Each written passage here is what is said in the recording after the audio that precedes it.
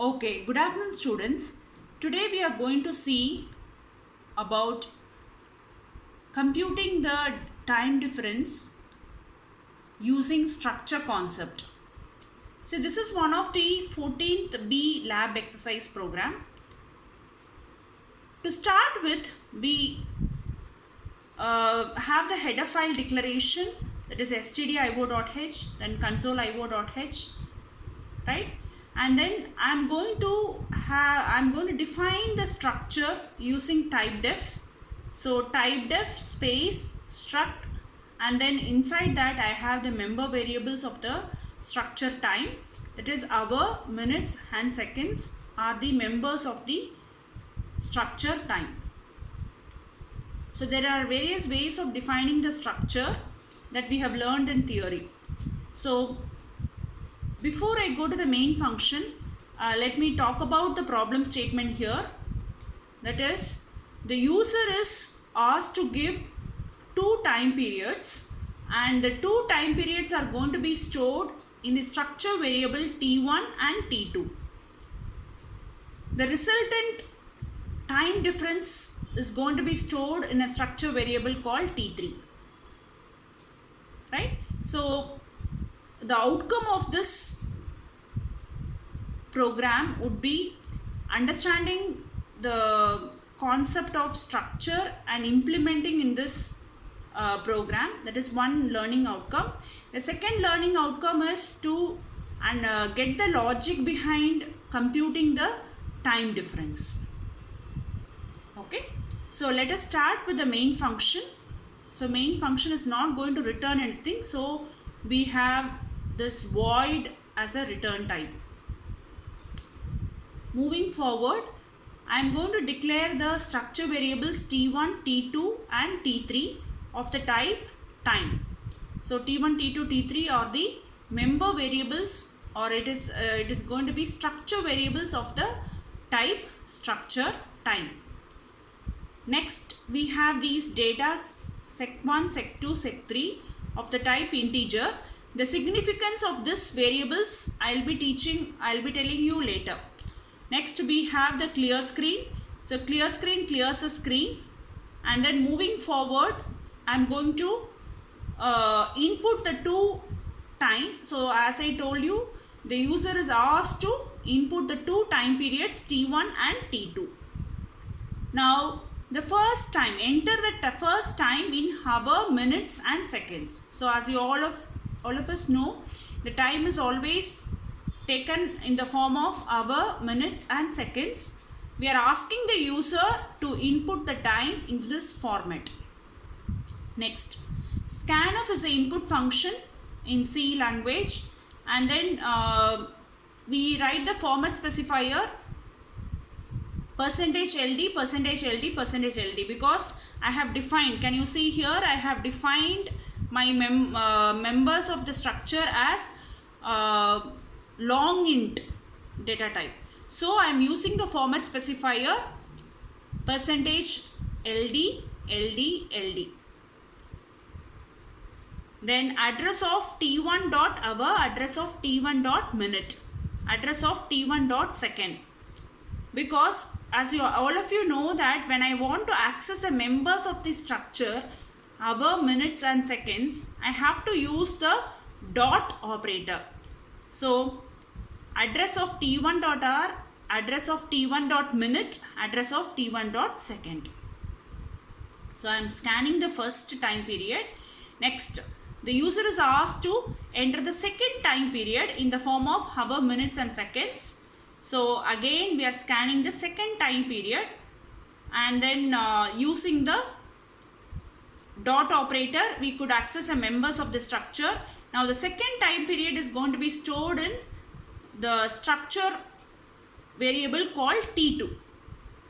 So to summarize the input part, the first time period is going to be stored in the variable called t1, and second time is going to be stored in the variable called t2. Now next, moving forward, we are going to convert the entire time to seconds. So how do we convert the time to seconds? We need to convert, we have to, I'm using two variables here, sec1 and sec2. That is, sec1 is equal to t1 dot hour. So sec1 and sec2 has been initial, it is declared as an integer data type, and when you want to convert the hour into seconds, it is t1 dot hour multiplied by 3600 plus t1 dot minute into 60. So when you want to convert minute to seconds, you will multiply by 60. When you want to convert hour by hour to seconds, you will convert multiply it by 3600 and have the second as it is. Okay, so the complete time period t1 will be converted to seconds and stored in a variable called sec1. The second statement here, t2 dot hour multiplied by, same thing we are doing. We are converting this statement, we are converting the entire time period t2 to seconds and then storing it in a variable called sec2. Later, we are checking if second one is greater than sec2. If second one is greater than sec2, that means always we have to subtract the greater number, a smaller number from the greater number. We are checking for this condition. So if sec1 is greater than sec2, then we are going to have this operation done, that is sec3 is equal to sec1 minus sec2.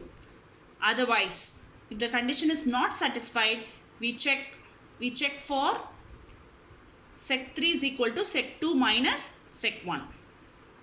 Okay, so now the resultant time difference in the form of seconds is going to be there in sec3. Now when I want to convert, when I want to extract the hour component from here, then I have to divide the sec3 by 3600. So when you divide sec3, that is in the form of seconds, then my time difference is there, and then I have to divide by 3600, then the quotient contains the hour here. So I am able to extract the hour component and it is going to be stored in t3 dot hour. Then the remainder component, how do I get the remainder component? The remainder component will be got using modulus operator. So sec3 mod 3600, we could extract the minutes and seconds. So my sec3 will contain now minutes and seconds. Next, to extract the minutes, what we have to do is, we have to, in this statement you can see, I'm just dividing the sec3. Sec3 will contain what? Minutes and seconds. And if I want to extract the minutes, what I will do? I will divide sec3 by 60. And I will extract the minute and then store it in t3 dot minute. And the remainder component, now I have extracted the minute, what will be remaining now? Only the seconds will be remaining. So sec3 modulus 60. So this statement will extract the second and then we will store it in t3 dot seconds.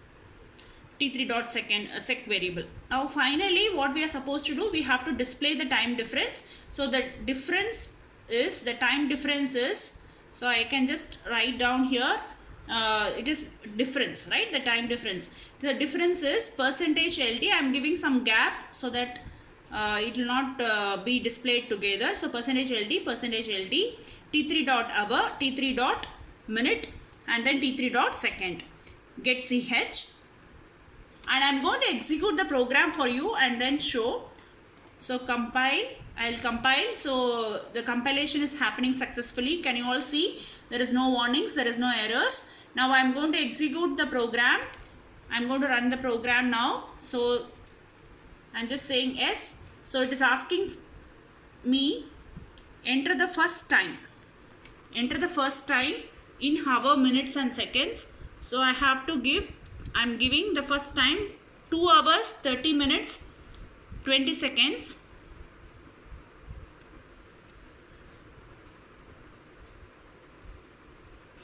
And then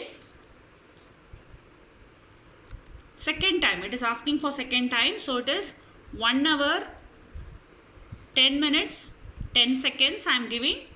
So now you could see the difference time is 2 minus 1 will be 1, 30 minus 10 is 20, and 20 minus 10 is 10. So you got the answer now.